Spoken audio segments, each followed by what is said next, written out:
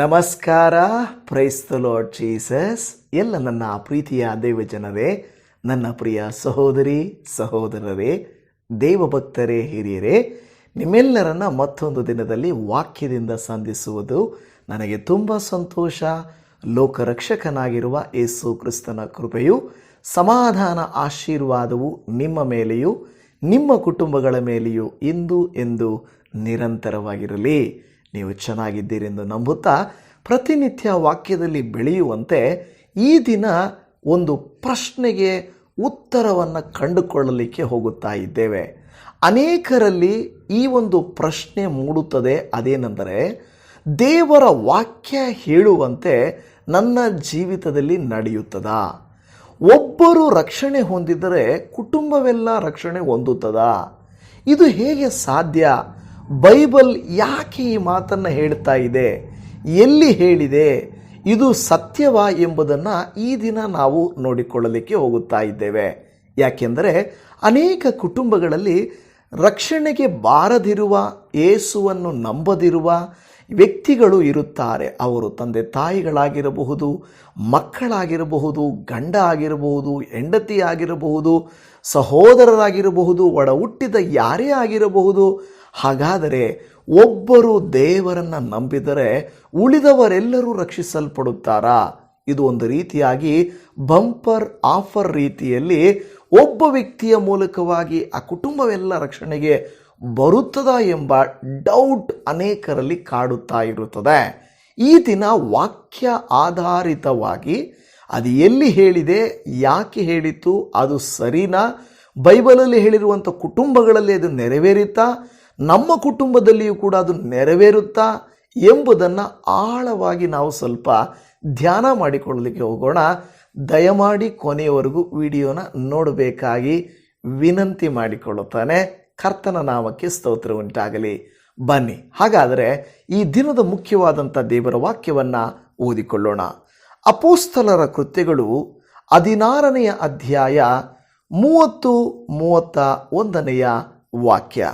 ಸ್ವಾಮಿಗಳೇ, ನಾನು ರಕ್ಷಣೆಯನ್ನು ಹೊಂದುವುದಕ್ಕೆ ಏನು ಮಾಡಬೇಕೆಂದು ಕೇಳಲು ಅವರು, ಕರ್ತನಾದ ಯೇಸುವಿನ ಮೇಲೆ ನಂಬಿಕೆ ಇಡು, ಆಗ ನೀನು ರಕ್ಷಣೆ ಹೊಂದುವಿ, ನಿನ್ನ ಮನೆಯವರೂ ರಕ್ಷಣೆ ಹೊಂದುವರು ಎಂದು ಹೇಳಿ. ಹಾಲೆಲೂಯಾ. ಯೇಸುವಿನ ಪವಿತ್ರವಾದ ನಾಮಕ್ಕೆ ಸ್ತೋತ್ರ ಉಂಟಾಗಲಿ. ಈಗ ಅನೇಕರು ಹೇಳ್ತಾ ಇದೆ, one person saved, all family saved. ಅಂದರೆ ಒಬ್ಬ ವ್ಯಕ್ತಿ ರಕ್ಷಿಸಲ್ಪಟ್ಟರೆ ಕುಟುಂಬವೆಲ್ಲ ರಕ್ಷಿಸಲ್ಪಡುತ್ತದಾ? Is it possible to be saved? ಅಂದರೆ ಕುಟುಂಬವೆಲ್ಲವೂ ರಕ್ಷಣೆ ಹೊಂದಲಿಕ್ಕೆ ಸಾಧ್ಯ ಇದೆಯಾ? ಸಂಶಯ ಬರುತ್ತದೆ. ನನ್ನ ಗಂಡ ಯೇಸು ಅಂದರೆ ಆಗಲ್ಲ, ನನ್ನ ಹೆಂಡತಿಗೆ ಯೇಸು ಅಂದರೆ ಇಷ್ಟ ಇಲ್ಲ, ನನ್ನ ಮಕ್ಕಳು ಕರ್ತನ ಮಾರ್ಗದಲ್ಲಿ ನಡೆಯುತ್ತಾ ಇಲ್ಲ.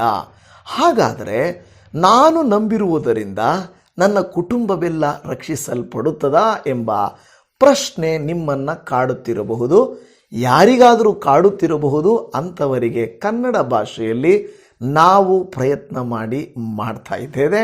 ದಯಮಾಡಿ ಸ್ಪಷ್ಟವಾಗಿ ವಾಕ್ಯಗಳನ್ನು ಕೇಳಿಸಿಕೊಳ್ಳಬೇಕಾಗಿ ನಾನು ಹೇಳುತ್ತೇನೆ. ಈ ಒಂದು ಹಳೆ ಒಡಂಬಡಿಕೆಗೆ ಹೋಗುವಾಗ ಯೆಹೋಶುವನು 24ನೇ ಅಧ್ಯಾಯದಲ್ಲಿ 15ನೇ ವಾಕ್ಯದ 2ನೇ ಭಾಗದಲ್ಲಿ, ನಾನು ನನ್ನ ಮನೆಯವರು ಯೆಹೋವನನ್ನೇ ಸೇವಿಸುವೆವು ಎಂದು ಹೇಳುತ್ತಾ ಇದ್ದಾನೆ. ಹಾಗಾದರೆ ಕುಟುಂಬವಾಗಿ ನಾನು, ನನ್ನ ಮನೆಯವರು ಕೂಡ ಯೆಹೋವನನ್ನು ಸೇವಿಸ್ತಾ ಇದ್ದೇವೆ. ಈಗ ಈ ವಿಡಿಯೋ ನೋಡುತ್ತಿರುವಂಥ ನೀವು ಜನ್ಮತಃ ಕ್ರೈಸ್ತರಾಗಿರಬಹುದು, ಹುಟ್ಟು ಕ್ರೈಸ್ತರಾಗಿದ್ದರೂ ಕೂಡ ನಿಮ್ಮ ಮನೆಯಲ್ಲಿ ಕೆಲವರಿಗೆ ರಕ್ಷಣೆಯ ಅನುಭವವಿಲ್ಲ. ಹಾಗಾದರೆ ರಕ್ಷಣೆಯ ಅನುಭವವಿಲ್ಲದೆ ಹೋದರೂ ಕೂಡ ಈ ಒಂದು ವಿಷಯ ಸಂಬಂಧಿಸುತ್ತದೆ. ಒಬ್ಬರು ನಂಬಿ ಇನ್ನು ಕೆಲವರು ನಂಬದೇ ಹೋದರೆ ಜಾಗರೂಕತೆಯಿಂದ ಈ ವಿಡಿಯೋನ ನೀವು ಕೇಳಿಸಿಕೊಳ್ಳಿರಿ. ಯೆಹೋಶುವನು ಹೇಳ್ತಾನೆ, ನಾನು ನನ್ನೊಟ್ಟಿಗೆ ನನ್ನ ಮನೆಯವರು ಕೂಡ ಯೆಹೋವನನ್ನು ಸೇವಿಸುವೆವು ಎಂದು ಹೇಳುತ್ತಾ ಇದೆ. ಈಗ ನಾವು ಹಳೆ ಒಡಂಬಡಿಕೆಗೆ ಹೋಗೋದು ಬೇಡ. ರಕ್ಷಣೆಯ ಕುರಿತಾಗಿ ಹೊಸ ಒಡಂಬಡಿಕೆಯಲ್ಲಿ ಏನು ಹೇಳಿದೆ ಎಂಬುದನ್ನು ನಾವು ನೋಡಿಕೊಳ್ಳೋಣ. ಮೊದಲನೇದಾಗಿ, ಯಾರು ರಕ್ಷಿಸಲ್ಪಡುತ್ತಾರೆ? ರಕ್ಷಣೆ ಅಂದರೆ ನಾನು ಹೇಳಕ್ಕೆ ಹೋಗಲ್ಲ, ರಕ್ಷಿಸಲ್ಪಡುವಂಥವರು. ಮಾರ್ಕನು ಬರೆದ ಸುವಾರ್ತೆ 16ನೇ ಅಧ್ಯಾಯ 16ನೇ ವಚನದಲ್ಲಿ ಹೇಳುತ್ತದೆ, ನಂಬಿ ದೀಕ್ಷಾಸ್ನಾನ ಮಾಡಿಸಿಕೊಳ್ಳುವವನು ರಕ್ಷಣೆ ಹೊಂದುವನು, ನಂಬದೆ ಹೋಗುವವನು ದಂಡನೆಗೆ ಗುರಿಯಾಗುವನು. ಇಲ್ಲಿ ಪ್ರಾರಂಭದಲ್ಲಿ ಹೇಳಿದಂಥ ಮಾತು ಏನೆಂದರೆ, ನಂಬಬೇಕು ಮತ್ತು ದೀಕ್ಷಾಸ್ನಾನ ಮಾಡಿಸಿಕೊಳ್ಳಬೇಕು. ನಂಬದೆ ಹೋಗುವವನು ಅಂತ ಹೇಳಿದೆ. ದೀಕ್ಷಾಸ್ನಾನದ ಬಗ್ಗೆಯಲ್ಲಿ ಮತ್ತೆ ಮಾತನಾಡಲಿಲ್ಲ. ಆದರೆ ನಂಬದೆ ಹೋಗುವವನು ದಂಡನೆಗೆ ಗುರಿಯಾಗುವನು ಈ ರೀತಿ ಹೇಳಿದೆ. ನಿಮ್ಮ ಮನೆಯಲ್ಲಿ 5 ಜನ ಇದ್ದೀರಾ, 4 ಜನ ಇದ್ದೀರಾ, 6 ಜನ ಇದ್ದೀರಾ, 3 ಜನ ಇದ್ದೀರಾ. ಒಬ್ಬರು ಮಾತ್ರ ಬಹಳ ಆತ್ಮೀಕವಾಗಿ ಪ್ರಾರ್ಥನಾಪರರಾಗಿ ಕರ್ತನಲ್ಲಿ ನೀವು ಬೆಳೆಯುತ್ತಾ ಇದ್ದೀರಾ. ಆದರೆ 2ನೇ ವ್ಯಕ್ತಿ 3ನೇ ವ್ಯಕ್ತಿ ದೇವರನ್ನು ಕಂಡುಕೊಂಡಿಲ್ಲ. ಹಾಗಾದರೆ ಅವರು ರಕ್ಷಣೆಗೆ ಅಂದರೆ ಅವರಿಗೆ ರಕ್ಷಣೆ ಬರುತ್ತದಾ? ಕೆಲವರು ಹೇಗಂದರೆ buy 1 get 1 free, buy 2 get 1 free, buy 2 get 2 free ಅಲ್ವಾ? ಕೆಲವು ಸಾರಿ 1 ಕೊಂಡ್ರೆ ಇನ್ನೊಂದು ಉಚಿತ, 2 ಕೊಂಡ್ರೆ ಇನ್ನೊಂದು ಉಚಿತ, 3 ಕೊಂಡ್ರೆ 2 ಉಚಿತ, 5 ಕೊಂಡ್ರೆ 2 ಉಚಿತ, ಈ ರೀತಿಯಾಗಿ ಹೇಳುತ್ತದೆ. ಹಾಗಾದರೆ ಒಬ್ಬನು ರಕ್ಷಿಸಲ್ಪಟ್ಟರೆ ಉಳಿದವರೆಲ್ಲರಿಗೂ ಆಫರ್ ಬರುತ್ತಾ? ಅದು ದೇವರ ವಾಕ್ಯದಲ್ಲಿ ಏನು ಹೇಳುತ್ತೆ ಅನ್ನುವಂಥದ್ದನ್ನು ನಾವು ಸ್ವಲ್ಪ ನೋಡೋಣ. ಅಂದರೆ ಈ ವಾಕ್ಯ ಪ್ರಕಾರವಾಗಿ ಮಾರ್ಕ 16:16 ಪ್ರಕಾರವಾಗಿ ಯಾರು ನಂಬುತ್ತಾರೋ, ಯಾರು ದೀಕ್ಷಾಸ್ನಾನ ಮಾಡಿಸಿಕೊಳ್ಳುತ್ತಾರೋ ಅವರಿಗೆ ರಕ್ಷಣೆಯಾಗುತ್ತದೆ ಎಂದು ಹೇಳುತ್ತಾ ಇದೆ. ಇಲ್ಲಿ ಮುಖ್ಯವಾಗಿರುವಂಥದ್ದು ನಂಬಿಕೆ ಎಂಬುದು. ಮೇಲ್ನೋಟಕ್ಕೆ ನಾನು ನಂಬ್ತೀನಿ, ನಾನು ಕೂಡ ಚರ್ಚ್ಗೆ ಹೋಗಿ ಕ್ಯಾಂಡಲ್ ಹಚ್ತೀನಿ, ನಾನು ಹೋಗಿ ಅಲ್ಲಿ ಚರ್ಚಲ್ಲಿ ಕೂತ್ಕೊಂಡು ಪ್ರೇಯರ್ ಮಾಡ್ತೀನಿ ಅನ್ನುವುದು ಬೇರೆ. ಕೆಲವರು 2 ದೋಣಿಯಲ್ಲಿ ಕಾಲಿಟ್ಟು ಇಲ್ಲೂ ಮಾಡ್ತಾರೆ ಅಲ್ಲಿ ಮಾಡ್ತಾರೆ. ಅವ್ರನ್ನ ಮೆಚ್ಚಿಸೋದಕ್ಕೆ ನೋಡ್ತಾರೆ, ಇವ್ರನ್ನ ಮೆಚ್ಚಿಸೋದಕ್ಕೂ ನೋಡ್ತಾರೆ. ಇನ್ನು ಕೆಲವರು ಹೇಳ್ತಾರೆ ಎಲ್ಲರೂ ಒಂದೇನಪ್ಪ, ಇಲ್ಲೂ ಮಾಡ್ಬೋದು ಅಲ್ಲೂ ಮಾಡ್ಬೋದು ಅಂತ ಹೇಳ್ತಾರೆ. ಆದರೆ ದೇವರ ವಾಕ್ಯ ಸ್ಪಷ್ಟವಾಗಿ ಹೇಳೋದೇನೆಂದರೆ ಒಂದೇ ಮಾರ್ಗ ರಕ್ಷಣೆಗೆ, ಒಬ್ಬನೇ ದೇವರು ರಕ್ಷಕನು. ಬೇರೊಂದು 2ನೇ ಆಪ್ಷನ್ನು 3ನೇ ಆಪ್ಷನ್ನು ದೇವರು ಕೊಟ್ಟಿಲ್ಲ. ರಕ್ಷಣೆಯಾಗಬೇಕಾದರೆ ಕರ್ತನಾದ ಯೇಸು ಕ್ರಿಸ್ತನ ನಾಮ, ಕರ್ತನಾದ ಯೇಸು ಕ್ರಿಸ್ತನ ಹೆಸರು ಮಾತ್ರವೇ, ಆತನಿಂದಲೇ ರಕ್ಷಣೆಯಾಗುವುದು ಹೊರತು ಬೇರೆ ಎಲ್ಲಿಂದಲೂ ರಕ್ಷಣೆ ಆಗುವುದಿಲ್ಲ ಅನ್ನೋದು ನಮಗೆ ಗೊತ್ತಿದೆ ಈಗ. ಆದರೆ ಇಲ್ಲಿ ಮುಖ್ಯವಾಗಿ ಇವತ್ತು ನಾವು ಮಾತಾಡಿಕೊಳ್ತಾ ಇರುವಂಥ ವಿಚಾರಕ್ಕೆ ಬಂದಾಗ, ಈ ಅಪೊಸ್ತಲರ ಕೃತ್ಯಗಳು 16ನೇ ಅಧ್ಯಾಯ 30ನೇ ವಾಕ್ಯಕ್ಕೆ ಬಂದಾಗ ಇದರ ಹಿನ್ನೆಲೆ ನಿಮಗೆ ಗೊತ್ತೇ ಇದೆ. ಹಿನ್ನೆಲೆ ಏನಪ್ಪ ಅಂತ ಹೇಳಿದರೆ, ಈಗ ನಾವು ನೋಡುತ್ತಾ ಇದ್ದೇವೆ ಅಲ್ಲಿ ದೊಡ್ಡ ಭೂಕಂಪ ನಡೀತದೆ, ಇವರು ಎಲ್ಲಿ ತಪ್ಪಿಸ್ಕೊಂಡು ಹೋಗ್ಬಿಡ್ತಾರೆ ಅಂತ ಆ ಒಂದು ಸೆರೆಯ ಅಧಿಕಾರಿ ಬಂದು ಕೇಳ್ತಾರೆ 30ನೇ ವಾಕ್ಯದಲ್ಲಿ, ಸ್ವಾಮಿಗಳೇ ನಾನು ರಕ್ಷಣೆ ಹೊಂದುವುದಕ್ಕೆ ಏನು ಮಾಡಬೇಕೆಂದು ಕೇಳಲು. ಮೊಟ್ಟ ಮೊದಲನೇದಾಗಿ ಈತನು ಇವರ ಬಳಿಯಲ್ಲಿ ನಾನು ನನ್ನ ಕುಟುಂಬ ರಕ್ಷಣೆ ಹೊಂದೋದಕ್ಕೆ ಏನು ಮಾಡಬೇಕು ಅಂತ ಕೇಳಲಿಲ್ಲ. ಬದಲಾಗಿ ಅವನು ನೇರವಾಗಿ ಒಂದು ಪ್ರಶ್ನೆಯನ್ನು ಕೇಳುತ್ತಾನೆ, ನಾನು ರಕ್ಷಣೆ ಹೊಂದುವುದಕ್ಕೆ ಏನು ಮಾಡಬೇಕು ಅಂತ ಕೇಳ್ತಾ ಇದ್ದಾನೆ. ಹೌದು, ಅನೇಕರು ಒಂದು ಪ್ರಶ್ನೆಯನ್ನು ಕೇಳಿ ಉತ್ತರವನ್ನು ಪಡೆದುಕೊಂಡು ಹೋಗುವುದಕ್ಕೆ ಪ್ರಯತ್ನವನ್ನು ಮಾಡುವಂಥವರಾಗಿರುತ್ತಾರೆ. ನಿಮಗೆ ಗೊತ್ತಿದೆ, ಒಬ್ಬ ಐಶ್ವರ್ಯವಂತನಾದ ಯವ್ವನಸ್ಥನು ಯೇಸು ಸ್ವಾಮಿಯ ಬಳಿಯಲ್ಲಿ ಬಂದು ಕೂಡ ನಾನು ರಕ್ಷಣೆ ಹೊಂದಬೇಕಾದ್ರೆ ಏನು ಮಾಡಬೇಕು ಅಂತ ಯೇಸು ಸ್ವಾಮಿಯ ಬಳಿಯಲ್ಲೇ ಬಂದು ಕೇಳ್ತಾರೆ. ಯೇಸು ಸ್ವಾಮಿ ಅದು ಹೇಳ್ತಾರೆ, ನೀನು ಮೊದಲು ಈ ನಿಯಮಗಳನ್ನೆಲ್ಲ ಪಾಲನೆ ಮಾಡಬೇಕು. ನಾನು ಚಿಕ್ಕ ವಯಸ್ಸಿನಿಂದ ನಾನು ಪಾಲನೆ ಮಾಡ್ಕೊಂಡು ಬರ್ತಾ ಇದ್ದೀನಿ, ಅದು ತಪ್ಪದೇ ಮಾಡ್ತಾ ಇದ್ದೀನಿ ಅಂತ ಹೇಳಿದರು. ಆದರೂ ನಿನ್ನಲ್ಲಿ ಒಂದು ಕೊರತೆ ಇದೆಯಪ್ಪ, ಆ ಕೊರತೆಯನ್ನು ನೀನು ಸರಿ ಮಾಡಿಕೊಂಡ್ರೆ ಮತ್ತು ನೀನು ಬಂದು ನನ್ನನ್ನು ಹಿಂಬಾಲಿಸಿದರೆ. ಯೇಸು ಸ್ವಾಮಿ ಹೇಳಿದಂಥ ಮಾತು ಹಿಂಬಾಲಿಸುವುದರ ಅರ್ಥ ಹಿಂದಿಗಡೆ ಹೋಗುವುದಲ್ಲ, ಬದಲಾಗಿ ಯೇಸುವಿನ ಮಾರ್ಗವನ್ನು ಅರಿತು ಯೇಸುವೇ ಮಾರ್ಗವು ಸತ್ಯವು ಜೀವವು ಎಂದು ಹೇಳಿರುವುದರಿಂದ ನೀನು ನನ್ನನ್ನು ಹಿಂಬಾಲಿಸಬೇಕು ಅಂತ ಹೇಳಿ ಯೇಸು ಸ್ವಾಮಿ ಆ ಯವ್ವನಸ್ಥನಿಗೆ ಹೇಳಿದಾಗ ಆ ಯವ್ವನಸ್ಥನು ಮುಖ ಬಾಡಿದವನಾಗಿ ಹೊರಟು ಹೋದನು. ಕಾರಣ ಬಹು ಐಶ್ವರ್ಯವಂತನಾಗಿದ್ದನು ಎಂದು ನೋಡುತ್ತಾ ಇದ್ದೇವೆ. ಯೇಸು ಸ್ವಾಮಿ ಮಾರ್ತಳ ಕುರಿತಾಗಿ ಮಾರ್ತಳೆ ಮರಿಯಳು ಒಂದನ್ನು ಆರಿಸಿಕೊಂಡಿದ್ದಾಳೆ, ಅದನ್ನು ತೆಗೆಯಲ್ಪಡುವುದಿಲ್ಲ ಅಂತ ಹೇಳ್ತಾರೆ. ಈಗ ಒಬ್ಬರು ರಕ್ಷಣೆ ಹೊಂದುವುದು, ಒಬ್ಬರು ಅನ್ನುವುದರ ಕುರಿತಾಗಿ ನಾವು ಬರುವುದಾದರೆ ಇಲ್ಲಿ ಹೇಳ್ತಾ ಇದ್ದಾರೆ, ನಾನು ರಕ್ಷಣೆ ಹೊಂದುವುದಕ್ಕೆ ಏನು ಮಾಡಬೇಕೆಂದು ಕೇಳಿದನು. ತನ್ನ ಕುಟುಂಬವನ್ನು ಸೇರಿಸ್ಕೊಳ್ಳಿಲ್ಲ. ಇಲ್ಲಿ ತಾನು ಒಂಟಿಯಾಗಿ ನಾನು ರಕ್ಷಣೆ ಹೊಂದಬೇಕಾದ್ರೆ ಏನು ಮಾಡಬೇಕು ಅಂತ ಕೇಳ್ತಾರೆ. ಈಗ ಅನೇಕರಿಗೆ ಏನಂದರೆ, ಒಬ್ಬರು ರಕ್ಷಣೆ ಹೊಂದಿದರೆ ಕುಟುಂಬ ಎಲ್ಲ ರಕ್ಷಣೆ ಹೊಂದುತ್ತದೆ ಬಿಡಪ್ಪ ಅನ್ನುವಂಥ ಕನ್ಫ್ಯೂಷನಲ್ಲಿ ಇರ್ತೇವೆ. ಆದರೆ ಒಂದು ಸ್ಪಷ್ಟವಾಗಿ ಇದರ ಹಿನ್ನೆಲೆ ನೋಡ್ರಿ, ಇದು ಎಲ್ಲಿದೆ? ಅಪೊಸ್ತಲ ಕೃತ್ಯಗಳು 16ನೇ ಅಧ್ಯಾಯ ಅದರ 31ನೇ ವಾಕ್ಯದಲ್ಲಿ, ಯೇಸುವಿನ ಮೇಲೆ ನಂಬಿಕೆ ಇಡು, ಆಗ ನೀನು ರಕ್ಷಣೆ ಹೊಂದುವಿ, ನಿನ್ನ ಮನೆಯವರು ರಕ್ಷಣೆ ಹೊಂದುವರು. ಇಮ್ಮಿಡಿಯೇಟ್ ಆಗಿ, ಅಂದರೆ ನೀನು ರಕ್ಷಣೆ ಹೊಂದ್ತೀಯ, ನಿನ್ನ ಮನೆಯವರು ರಕ್ಷಣೆ ಹೊಂದ್ತೀಯ ಅಂತ ಹೇಳಿದ ತಕ್ಷಣ ನಿನ್ನ ಒಬ್ಬನ ತೀರ್ಮಾನ ಸಾಕು, ನೀನು ಒಬ್ಬನ ನಂಬಿದರೆ ಸಾಕು, ನೀನು ಮಾಡಿದರೆ ಸಾಕು ಅನ್ನುವಂಥದ್ದರ ಅರ್ಥನ ಇಲ್ಲವೋ ಇನ್ನೇನು ಅರ್ಥ ಅನ್ನುವಂಥದ್ದು ನಾವು ಸ್ವಲ್ಪ ನೋಡೋಣ. ಹೆಂಡತಿ ಭಕ್ತಿವಂತಳಾದರೆ, ಗಂಡನು ಭಕ್ತಿವಂತನಾದರೆ ಅದರ ಭಕ್ತಿ, ಅದರ ಆಶೀರ್ವಾದ ಎಲ್ಲರಿಗೂ ಸಿಗುತ್ತದೆ ಅಂದುಕೊಳ್ಳುವಂಥದ್ದು ಎಷ್ಟರ ಮಟ್ಟಿಗೆ ನ್ಯಾಯ ಅನ್ನುವಂಥದ್ದನ್ನು ನಾವು ಈ ಒಂದು ವಾಕ್ಯದಲ್ಲಿ ಧ್ಯಾನ ಮಾಡಿಕೊಂಡು ತಿಳಿದುಕೊಳ್ಳೋಣ. ಇಲ್ಲಿ ಆತನು ಹೇಳಿದಂಥ ಮಾತು, ಸ್ವಾಮಿಗಳೇ ನಾನು ರಕ್ಷಣೆ ಹೊಂದುವುದಕ್ಕೆ ಏನು ಮಾಡಬೇಕಂತ ಕೇಳಿದನು. ಅವರು ಕೊಟ್ಟಂಥ ಉತ್ತರ ಏನಾಗಿತ್ತು? ಅವರು ಉತ್ತರ ಕೊಡುವಂಥದ್ದನ್ನು ಅಪೊಸ್ತಲರ ಕೃತ್ಯಗಳು 16ನೇ ಅಧ್ಯಾಯ 31ನೇ ವಚನದಲ್ಲಿ ನಾವು ನೋಡ್ತಾ ಇದ್ದೇವೆ. 31ನೇ ವಾಕ್ಯದಲ್ಲಿ ಅಲ್ಲಿ ಹೇಳ್ತಾ ಇದೆ, ಅಲ್ಲಿ ಹೇಳ್ತದೆ, ಅವರು ಕರ್ತನಾದ ಯೇಸುವಿನ ಮೇಲೆ ನಂಬಿಕೆ ಇಡು, ಆಗ ನೀನು ರಕ್ಷಣೆ ಹೊಂದುವಿ. ಆತನು ಕೇಳಿದ ಪ್ರಶ್ನೆ ಸಿಂಗ್ಯುಲರ್, ಅಂದರೆ ಏಕವಚನ. ನಾನು ರಕ್ಷಣೆ ಹೊಂದಬೇಕಾದ್ರೆ ಏನು ಮಾಡಬೇಕು ಅಂತ. ಅವರು ಉತ್ತರ ಕೊಟ್ಟಿದ್ದೂ ಕೂಡ ಏನಂದರೆ, ನೀನು ರಕ್ಷಣೆ ಹೊಂದಬೇಕಾದರೆ ಮೊದಲ ಕೃತ್ಯ ಕರ್ತನಾದ ಯೇಸುವಿನ ಮೇಲೆ ನಂಬಿಕೆ ಇಡು. ಈ ಕರ್ತನಾದ ಎಂಬ ಪದಕ್ಕೆ ಅರ್ಥ ಏನು ಗೊತ್ತಾ?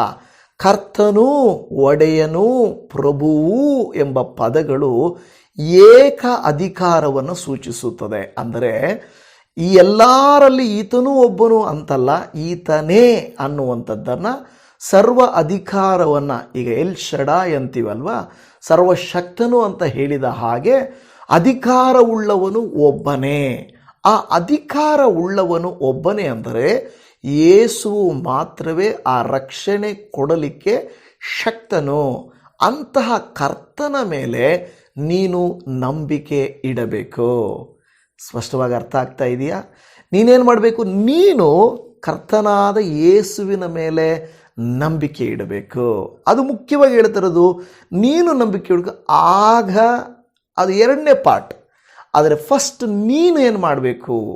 ನೀನು ರಕ್ಷಣೆ ಹೊಂದುವಿ ಅಂತ ಹೇಳ್ತದೆ. ನಿಜಾನೇ, ಸಾಲ್ವೇಷನ್ ಅನ್ನೋದು, ರಕ್ಷಣೆ ಎನ್ನುವಂಥದ್ದು ಒಬ್ಬ ವ್ಯಕ್ತಿಯ ಮೂಲಕವಾಗಿಯೇ ಪ್ರಾರಂಭವಾಗುತ್ತದೆ. ಅದು ಒಂದೇ ಸಾರಿ ಎಲ್ಲರನ್ನ ಒಟ್ಟುಗೂಡಿಸುವುದಲ್ಲ. ಒಂದು ಪ್ರಾರಂಭ, ಒಂದು ಉಗಮ, ಅವರ ಮೂಲಕ, ಆ ವ್ಯಕ್ತಿಯ ಪ್ರಭಾವದ ಮೂಲಕ, ಖಂಡಿತವಾಗಿ ಆ ಮನೆಯ ಯಜಮಾನನ ಮೂಲಕ, ಒಬ್ಬ ವ್ಯಕ್ತಿ ಆತ್ಮಿಕವಾಗಿ ಬಲಗೊಳ್ಳುವುದರ ಮೂಲಕ ಆ ರಕ್ಷಣೆ ಎಂಬುದು, ಆಶೀರ್ವಾದ ಅನ್ನುವಂಥದ್ದು ಅದು ತಲೆಮಾರುಗಳಿಗೆ ಅವರ ಮೂಲಕ ಅವರ ಮನೆಗೂ ಸಿಗುವಂಥದ್ದು ಆಗಿದೆ. ಯಾಕೆಂದರೆ ದೇವರ ವಾಕ್ಯಗಳಲ್ಲಿ ನಾವು ನೋಡುವಾಗ ಇಲ್ಲಿ ಗಮನಿಸುವಂಥ ಮಾತುಗಳು ಮುಂದೆ ಕೂಡ ನಾನು ಹೇಳುತ್ತೇನೆ. ಇದರ ಅಪೊಸ್ತಲರ ಕೃತ್ಯಗಳು 16ನೇ ಅಧ್ಯಾಯ 31ನೇ ವಾಕ್ಯದಲ್ಲಿ 2ನೇ ಭಾಗದಲ್ಲಿ ನಾವು ನೋಡುತ್ತೇವೆ, ಅವನಿಗೂ ಅವನ ಮನೆಯಲ್ಲಿದ್ದವರೆಲ್ಲರಿಗೂ ದೇವರ ವಾಕ್ಯವನ್ನು ತಿಳಿಸಿದರು. ಬಾಯಿ ಮಾತಿಗೆ ನೀನು ರಕ್ಷಣೆ ಹೊಂದ್ತೀಯ, ನಿನ್ನ ಮನೆಯವರು ಕೂಡ ರಕ್ಷಣೆ ಹೊಂದ್ತಾರೆ ಅಂತ ಹೇಳಿದರೂ ಕೂಡ, ಆದರೆ ರಕ್ಷಣೆ ಎಂಬುದು ಆಫರ್ ಅಲ್ಲ. ನಿನಗೆ ಕೊಟ್ಟಿದ್ದೀನಿ, ನಿನಗೆ ಮುಂದ್ಕೊಲುವಾಗಿ ನೀನು ಯಾರನ್ನಾದರೂ ಕರ್ಕೊಂಡು ಬಾ, ನೀನು ಯಾರಿಗಾದರೂ ಇದನ್ನು ಪಾಸ್ ಮಾಡು ಅಲ್ಲ. ಯಾರು ಬಾಯಿಂದ ಅರಿಕೆ ಮಾಡಿ ಹೃದಯದಿಂದ ನಂಬುತ್ತಾರೋ, ಕರ್ತನ ಮಾರ್ಗಗಳನ್ನು ಅನುಸರಿಸುತ್ತಾರೋ ಆ ವ್ಯಕ್ತಿಗೆ ಮಾತ್ರ ಬರುತ್ತದೆ ಹೊರತು ಆ ವ್ಯಕ್ತಿಯಿಂದ ಆಫರ್ ಬೇರೆಯವರಿಗೆ ಬರೋದಿಲ್ಲ. ಇಲ್ಲಿ ಇವರು ಹೇಳಲಿಕ್ಕೆ ಕಾರಣ ಏನು ಗೊತ್ತಾ? ನೀನು ನಂಬಪ್ಪ, ನಿನ್ನ ಮುಖಾಂತರವಾಗಿ ನಿನ್ನ ಮನೆಯವರು ಕೂಡ ಬರುತ್ತಾರೆ, ನಂಬುತ್ತಾರೆ, ಅನುಸರಿಸುತ್ತಾರೆ, ಅದನ್ನು ಅನುಭವ ಮಾಡುತ್ತಾರೆ, ಆಗ ಅವರೂ ರಕ್ಷಿಸಲ್ಪಡುತ್ತಾರೆ ಎಂಬುದಾಗಿ. ಆಟೋಮೆಟಿಕ್ ಆಗಿ ನಮ್ಮಪ್ಪ ಕ್ರಿಶ್ಚಿಯನ್ನು, ನಾನು ಹೆಂಗೆ ನಡೆದರೂ ನಡೆಯುತ್ತೆ ಅಲ್ಲ. ನಮ್ಮಮ್ಮ ತುಂಬ ಭಕ್ತಿವಂತಳು, ನಾನು ಹೆಂಗಿದ್ದರೂ ನಡೆಯುತ್ತದೆ. ನನ್ನ ಹೆಂಡತಿ ಭಕ್ತಿವಂತಳು, ಗಂಡನಾದ ನನ್ನನ್ನು ದೇವರು ಆಫರ್ ಮೂಲಕ ಪರಲೋಕ ಸೇರಿಸ್ಕೊಳ್ತಾರೆ ಅಂದರೆ ಅದು ಶುದ್ಧ ಸುಳ್ಳು. ಯಾಕೆಂದರೆ ಅವರವರ ರಕ್ಷಣೆಯನ್ನು ಅವರೇ ಸಂಪಾದನೆ ಮಾಡಿಕೊಳ್ಳಬೇಕೇ ಹೊರತು ಮತ್ತೊಬ್ಬರಿಗೆ ಉಚಿತವಾಗಿ ಸಿಗುವುದಲ್ಲ.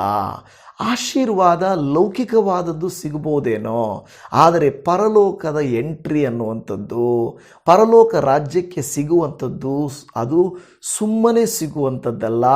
ವೈಯಕ್ತಿಕ ತೀರ್ಮಾನ, ನಂಬಿಕೆ, ಅದರ ಕಾರ್ಯರೂಪದ ಮೇಲೆ ಆಧಾರವಾಗಿರುತ್ತದೆ.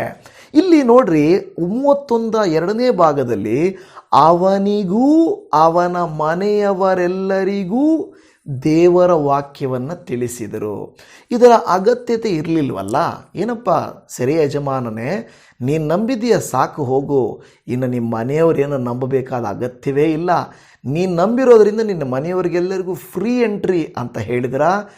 No, never. ಯಾಕೆಂದರೆ ಅವರು ಹೇಳಿದ್ದು ಅವನಿಗೂ ಅವನ ಕುಟುಂಬದವರಿಗೂ ವಾಕ್ಯವನ್ನು ಹೇಳಿದರು. ಯಾವ ವಿಷಯವನ್ನು ಈತನಿಗೆ ಹೇಳಿದರೋ, ನೀನು ನಂಬಬೇಕು, ಕರ್ತನಾದ ಯೇಸುವನ್ನು ನಂಬಬೇಕು ಅಂತ ಹೇಳಿದರು, ಅದೇ ಮಾತನ್ನು ಮನೆಯವರಿಗೂ ಹೇಳಿಕೊಟ್ರು. ನೀವು ಯೇಸುವನ್ನು ಕರ್ತನೆಂದು ಅರಿಕೆ ಮಾಡಿ ನಂಬಿದರೆ ಮಾತ್ರವೇ ನಿಮಗೆ ರಕ್ಷಣೆ ಆಗುತ್ತೆ ಅನ್ನುವ ವಿಚಾರವನ್ನು ಆ ಸೆರೆಯ ಅಧಿಕಾರಿಯೊಟ್ಟಿಗೆ ಅವರ ಮನೆಯವರಿಗೂ ಕೂಡ ಹೇಳಿಕೊಟ್ಟು ಅವರು ನಂಬಿರುವ ಕಾರಣ. ಉದಾಹರಣೆಗೆ, ಯಜಮಾನನೇ ನಂಬಿದ್ದಾನೆ, ಗಂಡನೇ ನಂಬಿದ್ದಾನೆ, ಮನೆಯಲ್ಲಿರುವ ಈ ವ್ಯಕ್ತಿಯೇ ನಂಬಿದ್ದಾನೆ, ಮತ್ತು ನಾನು ಬರೀ ನಂಬಿದ್ದಾರೆ ಅನ್ನೋದಲ್ಲ, ಅಧಿಕಾರಿಕವಾಗಿ ಅಲ್ಲ, ಆ ವ್ಯಕ್ತಿಯಲ್ಲಿ ಬರುವ ವ್ಯತ್ಯಾಸಗಳು, ಮಾತಿನಲ್ಲಿ ಬರುವ ಬದಲಾವಣೆಗಳು, ತೀರ್ಮಾನಗಳಲ್ಲಿ ಬರುವಂಥ ಜ್ಞಾನಗಳು, ಇದನ್ನು ಗಮನಿಸುವ ಕುಟುಂಬಸ್ಥರು ನೀನು ನಡೆಯುವ ದಾರಿ ಸರಿ ಇದೆ, ನೀನು ನಂಬಿರುವ ದೇವರು ಸರಿ ಇದ್ದಾರೆ, ಹಾಗಾದರೆ ನಾವು ಕೂಡ ನಿಮ್ಮಂತೆ ಹಿಂಬಾಲಿಸುತ್ತೇವೆ, ನಿಮ್ಮ ಹಾಗೆ ನಾವು ನಡೆಯುತ್ತೇವೆ ಎನ್ನುವಂಥ ಮಾತನ್ನು ಕುಟುಂಬಸ್ಥರು ಹೇಳಲಿಕ್ಕೆ ಪ್ರಯತ್ನಿಸುತ್ತಾರೆ. ಅರ್ಥ ಆಗ್ತಾ ಇದೆಯಾ?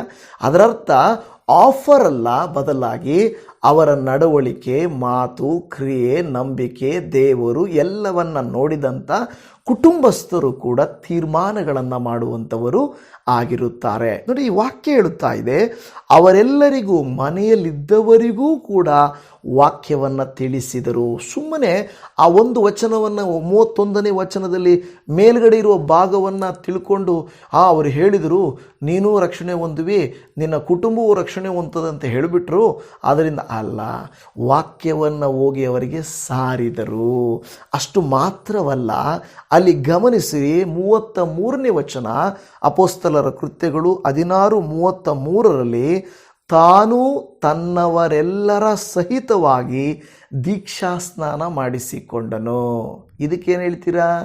ತಾನು ಮತ್ತು ತನ್ನವರಲ್ಲಿ ಎಲ್ಲರ ಸಹಿತವಾಗಿ. ಅವರು, ಅದರ ಅರ್ಥ ತೀರ್ಮಾನ ಮಾಡಿದ್ದು ಇವರ ಬಲವಂತದಿಂದಲ್ಲ, ಇಲ್ಲ ಒಬ್ಬರು ರಕ್ಷಣೆ ಹೊಂದಿದ್ರಿಂದ ಅಲ್ಲ, ಅವರು ವಾಕ್ಯವನ್ನು ಕೇಳಿದರು, ನಂಬಿದರು ಮತ್ತು ದೀಕ್ಷಾಸ್ನಾನ ಮಾಡಿಸಿಕೊಂಡರು. ಒಬ್ಬೊಬ್ಬರ ತೀರ್ಮಾನ ಅವರ ಕುಟುಂಬವನ್ನು ಒಂದು ಮಾಡಿತು. ಇವತ್ತು ನಿಮ್ಮ ಕುಟುಂಬಗಳಲ್ಲಿ ಸ್ವಲ್ಪ ತಡವಾಗಬಹುದು, ಒಬ್ಬರು ನಂಬುವುದು, ಆನಂತರ ಒಬ್ಬರು, ಕೆಲವರು ಬರದೇ ಇರಬಹುದು.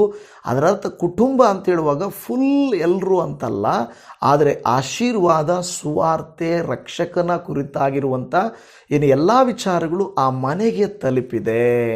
ಅದು ಬಹಳ ಮುಖ್ಯವಾದಂಥ ಕಾರ್ಯ. ತಲುಪಿದೆ ಅಂದರೆ ನಂಬುವುದಕ್ಕೆ ಅವಕಾಶವಿದೆ. ನೀವು ಆಮೇಲೆ ಇಂಡಿವಿಜುವಾಲಿಟಿ ಅಂದರೆ ವೈಯಕ್ತಿಕವಾಗಿ ಅವರು ನಂಬಿದ್ದಾರೋ ಇಲ್ಲವೋ, ರಕ್ಷಣೆ ಹೊಂದಿದ್ದಾರೋ ಇಲ್ಲವೋ, ಒಬ್ಬನು ಕ್ರೈಸ್ತ ಕುಟುಂಬದಲ್ಲಿದ್ದಾನೆ ಅಂತ ಹೇಳಿದರೆ ಆ ಥರ ಇದ್ದಾನೆ ಅಂದ ಮಾತ್ರಕ್ಕೆ ರಕ್ಷಣೆ ಸಿಗೋದಿಲ್ಲ. ತೀರ್ಮಾನ, ನಂಬಿಕೆ, ನಡತೆ ಅನುಸರಿಸುವುದರ ಮೂಲಕವಾಗಿ ತೀರ್ಮಾನ ಆಗುತ್ತದೆ. ಈಗ ಇಲ್ಲಿ ನೋಡುವಾಗ ತಾನು ತನ್ನೆಲ್ಲವರ ಸಹಿತವಾಗಿ ದೀಕ್ಷಾಸ್ನಾನ ಮಾಡಿಸಿಕೊಂಡನು. ಆ ಸೆರೆ ಯಜಮಾನನು ಕೇಳಿಸ್ಕೊಂಡು ಮನೆಗೆ ಕರ್ಕೊಂಡು ಬರ್ತಾನೆ. ಮನೆಯಲ್ಲಿ ಇದೇ ವಿಚಾರನ ಅವರು ಪ್ರಸಂಗ ಮಾಡ್ತಾರೆ. ಅವರು ನಂಬ್ತಾರೆ, ಅಂಗೀಕಾರ ಮಾಡಿಕೊಳ್ತಾರೆ, ದೀಕ್ಷಾಸ್ನಾನ ಮಾಡಿಸ್ಕೊಳ್ತಾರೆ. ಅದರಿಂದ ನೀನು ಕೂಡ ನಿನ್ನ ಕುಟುಂಬದವರು ಕೂಡ ರಕ್ಷಣೆ ಹೊಂದಿದ್ದೀರಲ್ಲಪ್ಪ ಅನ್ನುವಂಥದ್ದನ್ನು ಘಟನೆಯನ್ನು ನಾವಿಲ್ಲಿ ನೋಡ್ತಾ ಇದ್ದೇವೆ. ಅದರ ಅರ್ಥ ಇಮ್ಮಿಡಿಯೇಟಾಗಿ ನೀನು ನಂಬಿದೀಯ ಬಿಡು, ನಿನ್ನ ಮನೆಯವರಿಗೆ ರಕ್ಷಣೆ ಫ್ರೀ ಬಿಡು ಅಂತ ಹೇಳಿದ ಉದ್ದೇಶ ಅಲ್ಲವೇ ಅಲ್ಲ. ಅದನ್ನು ನೀವು ಅರ್ಥ ಮಾಡಿಕೊಳ್ಳಬೇಕು. ಅದರ ನೋಡಿ, ಅದೇ ಅಪೊಸ್ತಲರ ಕೃತ್ಯಗಳು 16ನೇ ಅಧ್ಯಾಯದ 34ನೇ ವಚನದಲ್ಲಿ ನೋಡ್ರಿ, ಅವನು ತನ್ನ ಮನೆಯವರೆಲ್ಲರ ಸಂಗಡ ನಂಬಿ ಉಲ್ಲಾಸಗೊಂಡನು. ಇದರರ್ಥ ನೋಡಿ, ಅವನೊಬ್ಬನೇ ಅಲ್ಲ, ಅವರೆಲ್ಲರ ಮನೆಯವರೆಲ್ಲರ ಸಂಗಡ ನಂಬಿ. ಈಗ ಇವನು ಬಲವಂತ ಮಾಡಲಿಲ್ಲ, ಇವನು ನೀವು ನಂಬೇಕನ್ನಲಿಲ್ಲ, ಕರ್ಕೊಂಡು ಬಂದು ನೋಡಿ ಇವ್ರು ಹೇಳುವಂಥ ವಾರ್ತೆ ಹೇಗಿದೆ ನೋಡಿ, ಅಲ್ಲಿ ನಡೆದದ್ದು ನೋಡ್ರಿ, ಇದು ನಾವು ಇದುವರೆಗೂ ಕೇಳಲಿಲ್ಲ ನೋಡ್ರಿ ಅಂದಾಗ ಆ ಕುಟುಂಬಸ್ಥರು ಕೂಡ ಕೇಳಿ ಆಶ್ಚರ್ಯಗೊಂಡಿರಬಹುದು. ಅವರು ಕೂಡ ನಿಜಾನೇ ನಾವು ನಂಬ್ತೀವಿ ಅಂತ ಹೇಳಿದರು. ನಿಮಗೆ ಒಂದು ಉದಾಹರಣೆಯನ್ನು ಇಲ್ಲಿ ಇಡುತ್ತೇನೆ. ಯೇಸು ಸ್ವಾಮಿ ಸಮಾರ್ಯ ಸ್ತ್ರೀಯ ಬಳಿಯಲ್ಲಿ ಮಾತನಾಡ್ತಾರೆ. ಈ ಸಮಾರ್ಯ ಸ್ತ್ರೀ ಕೇಳಿಸಿಕೊಂಡು, ನಾನು ಈ ರೀತಿ ಒಬ್ಬ ಮೆಸ್ಸಿಯನನ್ನು ಕಂಡುಕೊಂಡಿದ್ದೀನಿ, ನನ್ನ ಬಗ್ಗೆ ಎಲ್ಲವನ್ನೂ ಆತನು ಹೇಳಿದ್ದಾನೆ ಅಂತ ಹೋಗಿ ಊರವ್ರ ಹತ್ರ ಹೇಳಿದಾಗ ಊರವರು ಕೂಡ ಆತನನ್ನು ಕರ್ಕೊಂಡೋಗಿ ಆತನ ಉಪದೇಶವನ್ನು 2 ದಿನ ಕೇಳಿಸಿಕೊಂಡ್ರು. ಕೇಳಿಸಿಕೊಂಡ ನಂತರ ಇನ್ನು ಮೇಲೆ ನಾವು ನಂಬಿರುವಂಥದ್ದು ನಿನ್ನ ಮಾತಿನ ಮೇಲೆ ಅಲ್ಲ, ಈತನು ಮೆಸ್ಸಿಯನೆಂದು ನಾವು ನೋಡಿ ಕೇಳಿ ಅನುಭವಿಸಿ ತಿಳಿದುಕೊಂಡದ್ದರಿಂದ ಈತನೇ ನಮ್ಮ ಮೆಸ್ಸಿಯನೆಂದು ಅಂಗೀಕಾರ ಮಾಡಿಕೊಂಡಿದ್ದೇವೆ ಎಂದು ಹೇಳಿದರು. ಯಾರೋ ಹೇಳಿದರು, ಅದಕ್ಕೆ ನಾನು ರಕ್ಷಿಸಲ್ಪಟ್ಟೆ, ನನ್ನ ಮನೆಯವರು ಒಬ್ಬೊಬ್ಬರು ತಿಳ್ಕೊಂಡ್ರು ನಾನು ರಕ್ಷಿಸಲ್ಪಟ್ಟೆ ಅನ್ನುವುದಲ್ಲ. ವೈಯಕ್ತಿಕ ಅನುಭವ ಬಹಳ ಮುಖ್ಯ. ಅವರವರ ತೀರ್ಮಾನ ಅವರನ್ನು ರಕ್ಷಿಸುತ್ತದೆ. ಯಾರ ನಂಬಿಕೆಯು ಮತ್ತೊಬ್ಬರನ್ನು ರಕ್ಷಿಸುವುದಕ್ಕೆ ಸಾಧ್ಯ ಇಲ್ಲ. ಅವರೇ ನಂಬಬೇಕು. ಕೆಲವರು ಹೇಳ್ತಾರೆ, ನಮ್ಮ ಯಜಮಾನರು, ನಮ್ಮ ಮಗ, ನಮ್ಮ ಮನೆಯವರು ತೀರ್ಕೊಂಡು ಬಿಟ್ಟರು, ಅವ್ರ ಪರವಾಗಿ ನಾನು ಪ್ರೇಯರ್ ಮಾಡ್ಬೋದಾ, ನಾನೇನಾದರೂ ಮಾಡಿದ್ರೆ ಅವ್ರು ರಕ್ಷಣೆ ಹೊಂದ್ತಾರ? ಚಾನ್ಸೇ ಇಲ್ಲ. ಅವರವರ ಬಾಯಿ, ಅವರವರ ಹೃದಯ, ಅವರವರ ನಂಬಿಕೆ, ತೀರ್ಮಾನದ ಆಧಾರದ ಮೇಲೆ ಅವರಿಗೆ ರಕ್ಷಣೆ ಸಿಗುತ್ತದೆ ಹೊರತು ಯಾವ ಮನುಷ್ಯನ ಪ್ರಯತ್ನದಿಂದ ಸಿಕ್ಕುವುದಿಲ್ಲ, ದೇವರ ಕೃಪೆ ಮಾತ್ರವೇ ಎಂದು ದೇವರ ವಾಕ್ಯ ಹೇಳ್ತಾ ಇದೆ. ಅರ್ಥ ಆಯ್ತಲ್ಲ? ನೋಡಿ, ಇಷ್ಟೊಂದು ವಾಕ್ಯಗಳಲ್ಲಿ ಇಲ್ಲಿ ಗಮನಿಸುವಾಗ ಮೊದಲ ಮಾತೇನೋ ಸತ್ಯ, ಆದರೆ ಅವರು ಮನೆ ಕರ್ಕೊಂಡು ಹೋದ ಮೇಲೆ ವಾಕ್ಯವನ್ನು ಕೇಳಿದರು, ನಂಬಿದರು, ದೀಕ್ಷಾಸ್ನಾನ ಮಾಡಿಸಿಕೊಂಡ್ರು, ಈ ಸತ್ಯ ಸುವಾರ್ತೆಗೆ ಉಲ್ಲಾಸಗೊಂಡ್ರು. ಈಗ ಕೆಲವರು ಇಲ್ಲಿ ಹೇಳ್ಬೋದು, ನೋಹನಿಂದ ನೋಹನ ಕುಟುಂಬವು ರಕ್ಷಿಸಲ್ಪಟ್ಟಿತು, ಅಬ್ರಹಾಮನಿಂದ ಅಬ್ರಹಾಮನ ಕುಟುಂಬವು ಆಶೀರ್ವದಿಸಲ್ಪಟ್ಟಿತು ಎಂದು ಹೇಳುತ್ತಾ ಇದೆ. ಎಸ್, ನಿಜಾನೇ. ಅವರು ಲೌಕಿಕವಾದಂಥ ರಕ್ಷಣೆಯನ್ನು ಹೊಂದಿದರು ಹೊರತು ಆತ್ಮರಕ್ಷಣೆ ಅಲ್ಲ. ಇಲ್ಲಿ ನೋಡಿ, ಶಾರೀರಿಕ ರಕ್ಷಣೆ ಬೇರೆ, ಆತ್ಮರಕ್ಷಣೆ ಬೇರೆ. ಶಾರೀರಿಕ ರಕ್ಷಣೆ ತಂದೆ ಮಾಡಿದಂಥ ಕೃತ್ಯಗಳು ಆಶೀರ್ವಾದ ಆಗಿರ್ಬೋದು, ಶಾಪ ಆಗಿರ್ಬೋದು, ಮಕ್ಕಳಿಗೆ, ಕುಟುಂಬಕ್ಕೆ, ತಲೆಮಾರಿಗೆ ಸಿಗ್ತದೆ, ಈಸಿಯಾಗಿ ಸಿಗ್ತದೆ. ಆದರೆ ಒಬ್ಬನ ಆತ್ಮ ನಾಶ ಆಗೋದಕ್ಕೂ ರಕ್ಷಣೆ ಆಗೋದಕ್ಕೂ ಇನ್ನೊಬ್ಬರ ತೀರ್ಮಾನ ಅಲ್ಲ, ಅವರವರ ವೈಯಕ್ತಿಕವಾದ ತೀರ್ಮಾನ. ಅರ್ಥ ಆಯಿತು ಅಂತ ನಾನು ನೆನೆಸ್ಕೊಳ್ತೇನೆ. ಇನ್ನೊಬ್ಬರ ಕರ್ಮಫಲಗಳು, ಕಷ್ಟಗಳು, ಪ್ರಾರ್ಥನೆಗಳು ಮತ್ತೊಬ್ಬರನ್ನು ರಕ್ಷಿಸೋದಕ್ಕೆ ಫ್ಯಾಮಿಲಿಯಲ್ಲಿದ್ದರೂ ಹೊರಗಡೆ ಇದ್ದು ಸಾಧ್ಯನೇ ಇಲ್ಲ. ಆಫರ್ಗಳು ದೇವರು ಕೊಡೋದಿಲ್ಲ. ಈ ಲೌಕಿಕ ಆಶೀರ್ವಾದ ಅಬ್ರಹಾಮನ ಕುಟುಂಬಕ್ಕೆ, ನೋಹನ ಕುಟುಂಬಕ್ಕೆ ಶಾರೀರಿಕ ರಕ್ಷಣೆ ಸಿಕ್ತು, ಇಲ್ಲ ಅಂತಿಲ್ಲ. ಅಬ್ರಹಾಮನ ಸಂತತಿಗೆ ಆಶೀರ್ವಾದ ಸಿಕ್ತು, ಪರಲೋಕ ಕೊಡ್ತೀನಿ ಅಂತ ಹೇಳಿಲ್ವೇ? ದೇವರು ಹೇಳಿರುತ್ತದೆ ಆ ರೀತಿ, ಅದು ಕೃತ್ಯಗಳ ಆಧಾರದ ಮೇಲೆ ಕೊಡ್ತಾರೆ. ಆದರೆ ಇಲ್ಲಿ ನಾವು ನೋಡ್ತಾ ಇರುವಂಥದ್ದು ಆತ್ಮರಕ್ಷಣೆ ಅನ್ನುವಂಥದ್ದು ಆಫರ್ಗಳಿಂದ ಬರುವಂಥದ್ದಲ್ಲ ಎಂದು ನೋಡ್ತಾ ಇದ್ದೇವೆ. ಇನ್ನೊಂದು ಘಟನೆಯನ್ನು ಕೂಡ ನಾವು ಅಪೊಸ್ತಲರ ಕೃತ್ಯಗಳು 10ನೇ ಅಧ್ಯಾಯ 33ನೇ ವಚನದಲ್ಲಿ ಕೊರ್ನೇಲಿಯನ ಬಗ್ಗೆ ನೋಡ್ತಾ ಇದ್ದೇವೆ. ನಾನು ತಡ ಮಾಡದೆ ನಿನ್ನ ಹತ್ತಿರ ಕಳುಹಿಸಿದೆನು, ನೀನು ಬಂದದ್ದು ಉಪಕಾರವಾಯಿತು. ಈಗಿರುವುದರಿಂದ ಕರ್ತನು ನಿನಗೆ ಅಪ್ಪಣೆ ಕೊಟ್ಟಿರುವ ಎಲ್ಲ ಮಾತುಗಳನ್ನು ಕೇಳುವುದಕ್ಕೆ ನಾವೆಲ್ಲರೂ ಈಗ ದೇವರ ಸನ್ನಿಧಾನದಲ್ಲಿ ಕೂಡಿದ್ದೇವೆ ಅಂದನು. ಕೊರ್ನೇಲಿಯನ ಕುಟುಂಬದ ರಕ್ಷಣೆಯ ಕುರಿತಾಗಿ ಮಾತನಾಡುತ್ತಾ ಕೊರ್ನೇಲಿಯನು ಹೇಳ್ತಾ ಇದ್ದಾನೆ, ನೀನು ಬರುವುದಕ್ಕಾಗಿ, ನಿನ್ನಿಂದ ಮಾತುಗಳನ್ನು ಕೇಳುವುದಕ್ಕಾಗಿ ನಾವೆಲ್ಲರೂ ಅಂದರೆ ನಾನು ನನ್ನ ಮನೆಯವರು ಸೇರಿಕೊಂಡಿದ್ದೇವೆ. ಅದರರ್ಥ ಆಗಿನ ಕಾಲದಲ್ಲಿ ಯಜಮಾನನ ಮಾತೆ ತೀರ್ಮಾನ. ಹೌದು, ಅವ್ರು ಹೇಳಿದರೆ ಸತ್ಯ ಇರುತ್ತೆ, ಅದರಲ್ಲಿ ನಿಜವಾಗಿಯೂ ಅದ್ಭುತ ಇರುತ್ತೆ ಅಂತ ನಂಬ್ತಾ ಇದ್ರು. ಈಗ ಎಷ್ಟೇ ವ್ಯಕ್ತಿ ಹೇಳಿದರೂ ಕೂಡ ರಕ್ಷಣೆ ಮಾಡಲಿಕ್ಕೆ ಸಾಧ್ಯ ಇಲ್ಲ. ಇಲ್ಲಿ ಕೊರ್ನೇಲಿಯನ ಕುಟುಂಬವು ಕೂಡ ರಕ್ಷಣೆ ಹೊಂದಿದ್ದು ನಾವೆಲ್ಲರೂ ಈಗ ದೇವರ ಸನ್ನಿಧಾನದಲ್ಲಿ ಕೂಡಿದ್ದೇವೆ. ನಾವೆಲ್ಲರೂ ಕುಟುಂಬ ಎಲ್ಲರೂ ಆತ್ಮಿಕವಾಗಿರಬೇಕು, ನಂಬಬೇಕು, ತೀರ್ಮಾನ ಮಾಡಬೇಕು, ಆಗ ರಕ್ಷಣೆ ಹೊಂದ್ತೀವಿ ಹೊರತು ನಾವು ಅರ್ಥ ಆಯ್ತಲ್ವ, ಮತ್ತೆ ಮತ್ತೆ ರಿಪೀಟ್ ಮಾಡಬೇಕಾಗಿಲ್ಲ. ಅಪೊಸ್ತಲರ ಕೃತ್ಯಗಳಲ್ಲಿಯೇ 11ನೇ ಅಧ್ಯಾಯದ 14 ಮತ್ತು 15ನೇ ವಾಕ್ಯದಲ್ಲಿ ಅವನು ನಿನಗೆ ಕೆಲವು ಮಾತುಗಳನ್ನು ಹೇಳುವನು, ಆ ಮಾತುಗಳಿಂದ ನಿನಗೂ ನಿನ್ನ ಮನೆಯವರೆಲ್ಲರಿಗೂ ರಕ್ಷಣೆಯಾಗುವುದು ಎಂದು ಹೇಳಿದನೆಂಬುದಾಗಿ ತಿಳಿಸಿದನು. ನಾನು ಮಾತನಾಡುವುದಕ್ಕೆ ಪ್ರಾರಂಭಿಸಿದಾಗ ಪವಿತ್ರಾತ್ಮವರು ಮೊದಲು ನಮ್ಮ ಮೇಲೆ ಇಳಿದಂತೆ ಅವರ ಮೇಲೆಯೂ ಇಳಿಯಿತು.